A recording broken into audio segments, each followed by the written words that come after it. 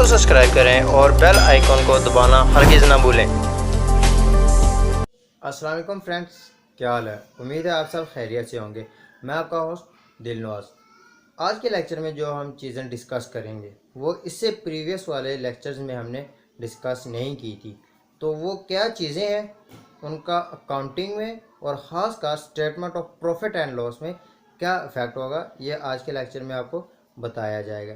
तो मेरी सब फ्रेंड से रिक्वेस्ट है कि वो हमारी इस वीडियो को लाइक करें, शेयर करें और जो हमारे चैनल पे न्यू व्यूअर्स है वो हमारे चैनल को सब्सक्राइब करें और बेल आइकन को लाजमी दबाएं ताकि उन तक हमारे चैनल की नई अपडेट्स टाइम टू टाइम तक पहुंचती रहे। तो अपनी बुक की तरफ चलने से पहले अगर किसी फ्रेंड का कोई क्वेश्चन है तो वो नीचे कमेंट बॉक्स में पूछ सकते हैं, या कोई फ्रेंड हमारे चैनल के लिए कुछ सजेशन देना चाहता है तो वो भी लाजमी कमेंट बॉक्स में बताएं। तो अपनी बुक की तरफ चलते हैं। तो फ्रेंड्स, हम अपनी बुक की तरफ आ चुके हैं। जैसा कि आप देख रहे हैं, मैं इलस्ट्रेशन नंबर 6 पहले से ही खोल के बैठा हूँ। तो चलें देखते हैं इसमें ऐसा क्या है जो हमने प्रीवियस क्वेश्चंस में डिस्कस नहीं किया। Mister Mohammad Kashif keep his book under single entry system.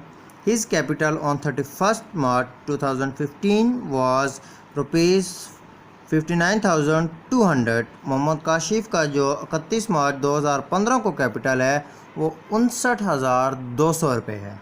ठीक है, नेक्स्ट हम आगे चलते हैं। ऑन 1 अक्टूबर 2015 की 1 अक्टूबर को Kashif introduce ₹10,000 as further capital. यहाँ उन्होंने हमें मेंशन कर दिया है कि ये फर्दर कैपिटल है, 10,000 अक्टूबर में उसने इंट्रोड्यूस करवाया है।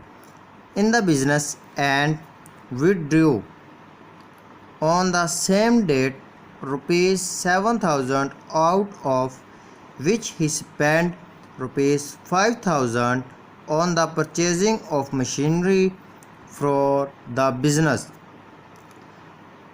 अब वो कहता है कि इसी डेट को 1 अक्टूबर को ही उसने अपने जो बिज़नेस है उसमें से 7,000 रुपये विड्रॉ किया है, जिसमें से 5,000 की उसने मशीनरी ख़रीदी है बिज़नेस के लिए। विड्रॉ किया है उसमें से 5,000 की मशीनरी ख़रीदी है बिज़नेस के लिए। ये पॉइंट नोट करने वाला है। ये आपको मैं पहले पूरा क्वेश्चन रीड करके बताता हूँ, फिर उसमें बताता हूँ कि इसमें क्या चीज़ इम्पोर्टेंट है। On 1 March 2016 his financial position was as follow. हमने मतलब क्लोजिंग बैलेंस बनाना है, ओपनिंग बैलेंस नहीं बनाना। वो क्योंकि उन्होंने हमें सबसे पहली लाइन में बता दिया है कि उसका जो ओपनिंग कैपिटल है वो ये है 59,200। तो चलें इसकी स्टेटमेंट देखते हैं क्या है इसकी पोजीशन 31 मार्च 2016 को। Cash in hand 2100, cash at bank 27,500, stock 31,500, debtors 24,200, furniture 500, creditors 25,200, prepaid insurance वो है 200। इसमें नया पॉइंट आया है प्रीपेड इंश्योरेंस। हम इंश्योरेंस जब पे करते हैं तो वो हमारी लायबिलिटी होती है पे करने से पहले। प्रीपेड का मतलब होता है कि डेट आने से पहले की, प्रीपेड डेट आने से पहले को कहते हैं। ठीक है, तो मतलब उसने अपनी एक किस्त एडवांस में पे कर दी है इंश्योरेंस की, तो वो इस वजह से इसके एसेट में काउंट होगी। ठीक है, आगे नेक्स्ट उसकी देख लेते हैं क्या चीज़ है। From the above mention information prepare the necessary statement showing the profit और loss for the ended year 31 March 2016 after taking into account the following adjustment. अब हमने एडजस्टमेंट देखनी है कि वो क्या है। डेप्रिसिएशन फर्नीचर एंड मशीनरी, मतलब फर्नीचर एंड मशीनरी पे जो डेप्रिसिएशन है वो 10% है पर एनम। पीए का मतलब होता है per annum. Right of bad debts ₹12,000 and provide 5% for doubtful debts. अब बैड डेट्स और डाउटफुल डेब्ट्स ये जो है ये आपके लिए नया पॉइंट है, ठीक है। ये भी आपको इसी लेक्चर में पता चलेगा कि ये चीज़ क्या है। Goods take by Mohammad Kashif for personal use rupees 50,000 of 50,100, मतलब कि जो उसने पर्सनल यूज़ के लिए गुड्स एशिया को कहते हैं लिए हैं वो 1500 की हैं। तो ये उसकी ड्राइंग्स हुई, ठीक है। तो चले अब अपने क्वेश्चन की तरफ चलते हैं। ओपनिंग कैपिटल हमने फाइंड नहीं करना, क्लोजिंग करना है।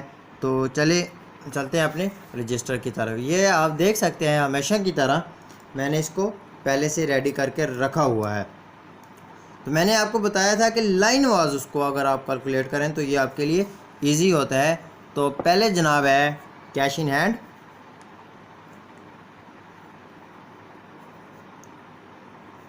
कैश इन हैंड की जो अमाउंट है हमारे पास वो है 2100, 2100, ठीक है। फिर है cash at bank, cash at bank वो हमारे पास जनाब है 27,500। इसके बाद जो हमारे पास है वो है स्टॉक। मैं लाइन वाइज कर रहा हूँ, ठीक है। अगर आप आगे पीछे करना चाहें तो कोई इशू भी नहीं है, ठीक है। जो स्टॉक है हमारे पास वो है 31,500। जो हमारे पास नेक्स्ट है वो है डेटर्स, ठीक है।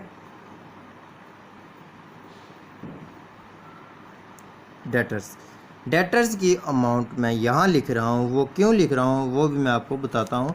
अमाउंट इसकी है 24,200।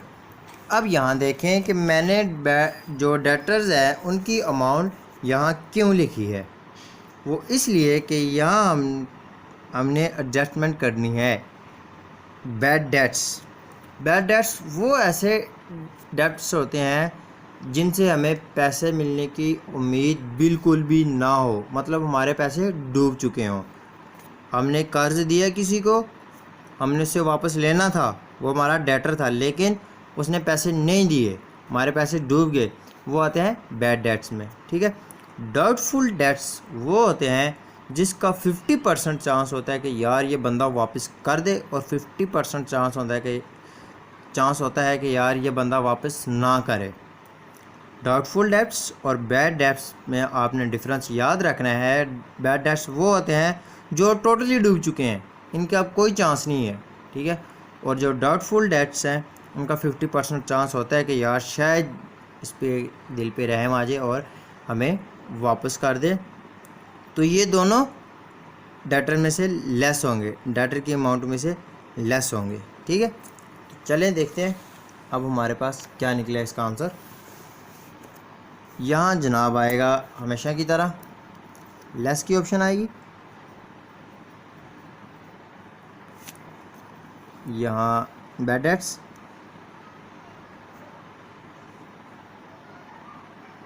कितने हैं हमारे पास जनाब बैड डेट्स 1200।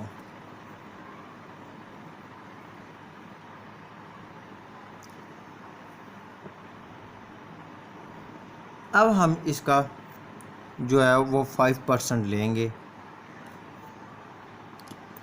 तो पहले हम इन दोनों को माइनस कर लेते हैं। इसके बाद हमारे पास जो हमारा आंसर आएगा वो आएगा जनाब 23,000। अब इसमें से जो हमारे पास बैड डेट्स की डाउटफुल डेट्स है, मैं आपको दिखाता हूँ। जो डाउटफुल डेट्स है अब उसका 5% कैलकुलेट करना है।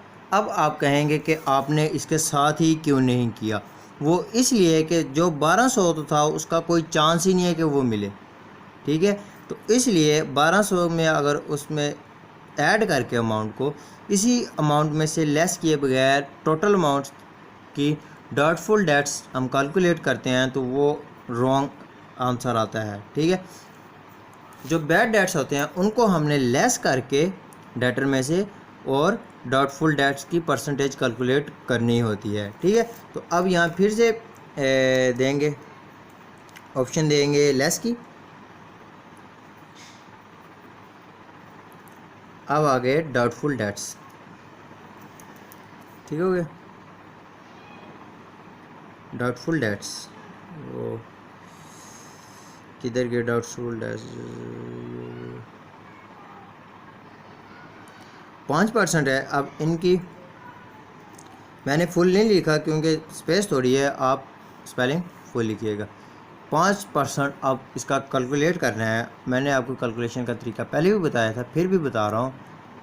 जो अमाउंट है, ठीक है, उसमें से उसको मल्टीप्लाई करना है परसेंटेज से, ठीक है, डिवाइडेड बाय 100। ये आ गया हमारे पास जी 1150 रुपये हमारे पास जो है वो डाउटफुल है। मतलब कि ये 1150 रुपये हैं, इनका चांस 50% मिलने का भी है और 50% ना भी मिलने का। इसको हम जब इसमें से लेस करेंगे तो वो 21,850 आएंगे, 21,850। इसके बाद जनाब हमारे पास जो है वो फर्नीचर है, उसको हम लिख लेते हैं। मैं एक लाइन छोड़ के लिख रहा हूँ ताकि ये थोड़ा नीट लगे। फर्नीचर जो हमारे पास है वो हमारे पास है 5,000 का। वो हमें कैसे पता चला है, ये देखें। ठीक हो गया। इसको मैं इधर इसलिए लिख रहा हूँ क्योंकि इसकी अभी डेप्रिसिएशन कैलकुलेट करनी है। डेप्रिसिएशन हमारे पास है 10%। 10% हमारे पास बनेगी 5,000 की 500। डेप्रिसिएशन इसको हम कैलकुलेट कर लेते हैं तो ये बन जाएगा 500। जो हमारे पास फर्दर बचेगा वो बचेगा 4500, 4,500। ठीक है। इसके बाद हमारे पास है मशीनरी।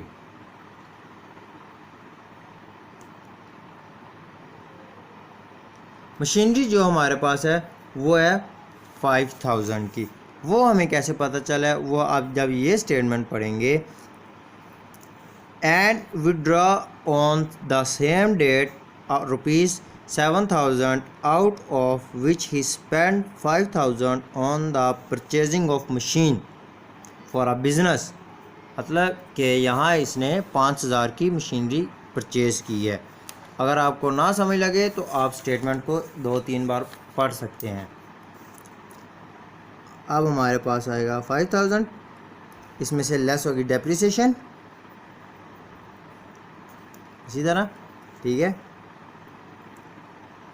आपने पेज बचाने के लिए गंदा काम नहीं करना।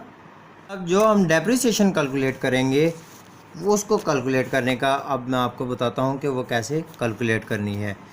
यहाँ हम देखते हैं on 1 October 2015 Kashif introduce ₹10,000 as a further capital in the business. ठीक है।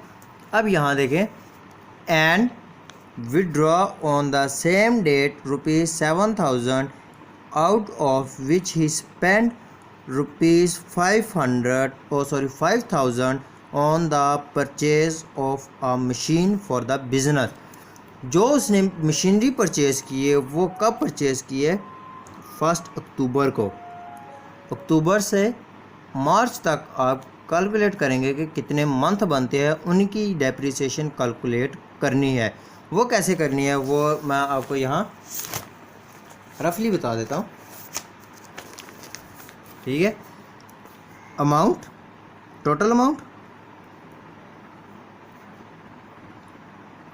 ये है जो हम दरमियान में डेप्रिसिएशन कैलकुलेट करते हैं, कितने मंथ की कैलकुलेट करते हैं, मल्टीप्लाई परसेंटेज,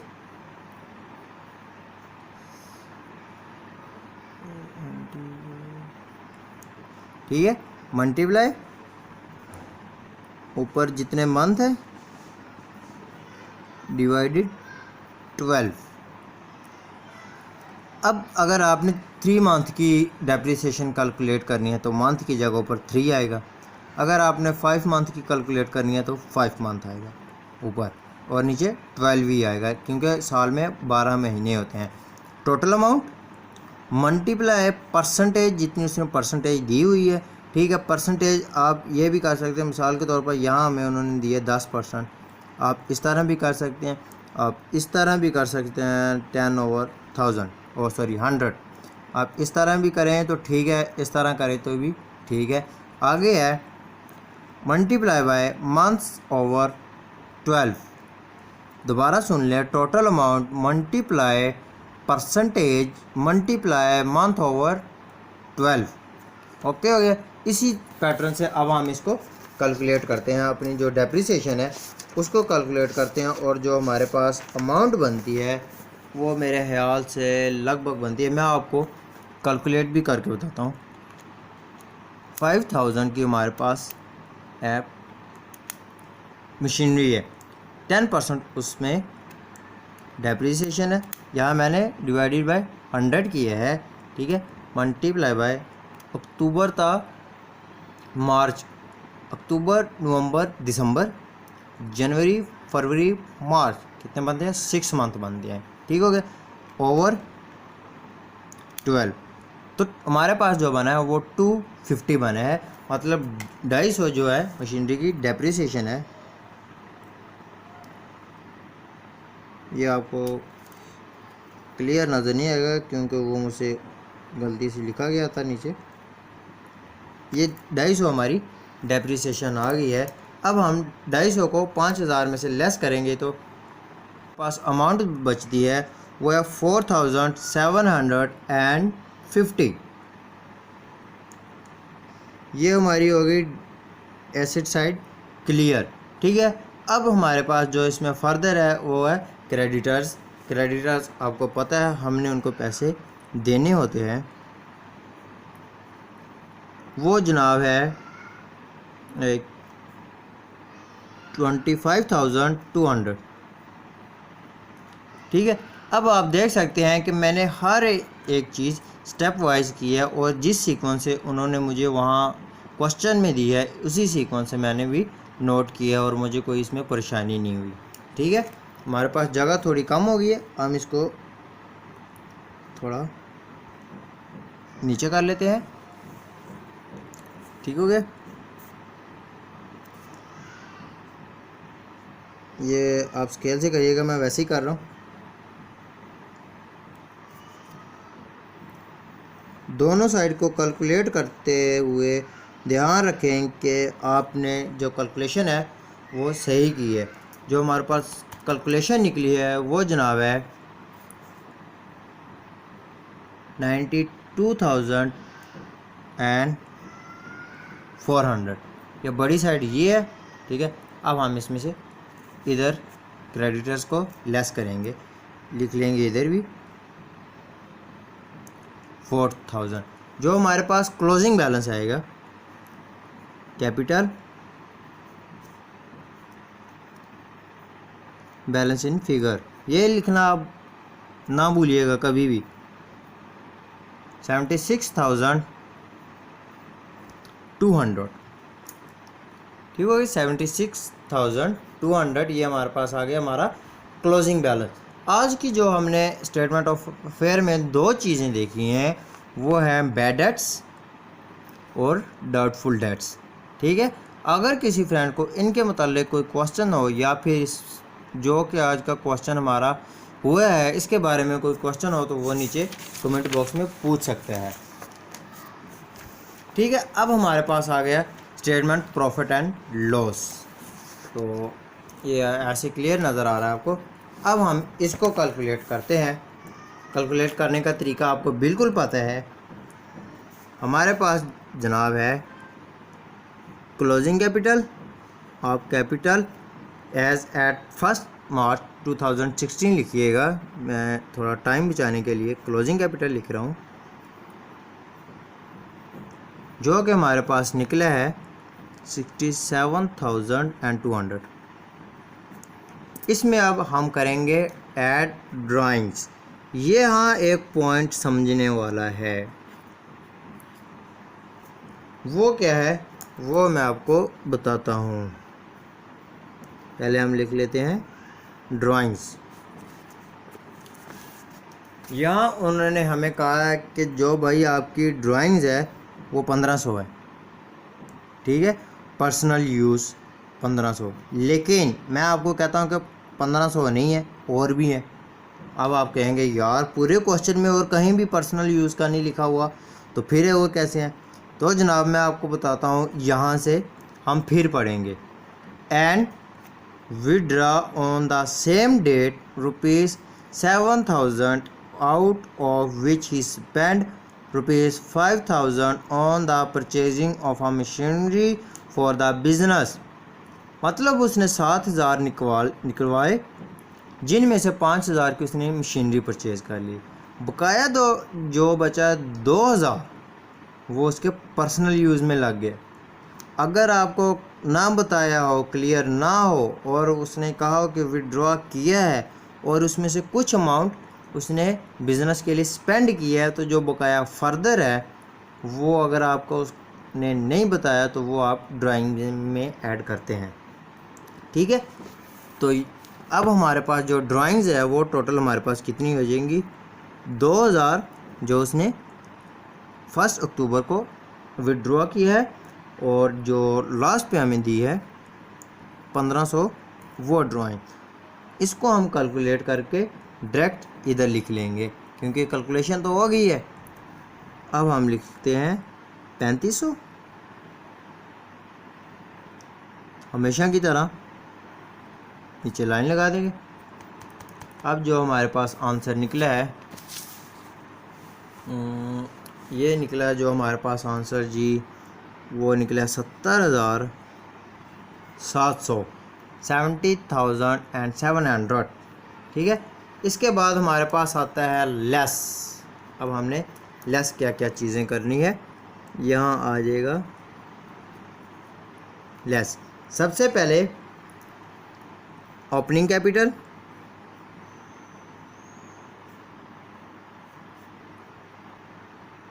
कैपिटल हमारे पास कितना है जनाब?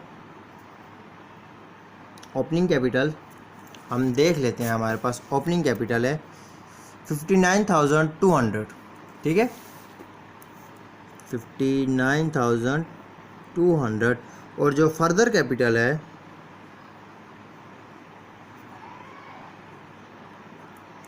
फर्दर कैपिटल भी हम देख लेते हैं कि हमारे पास कितना है। ये है जनाब 10,000, 10,000 जी, 10,000। तो इसको हम जब कैलकुलेट करेंगे तो वो बनेगा हमारे पास जो इसकी कैलकुलेशन का आंसर निकलेगा वो है 69,200।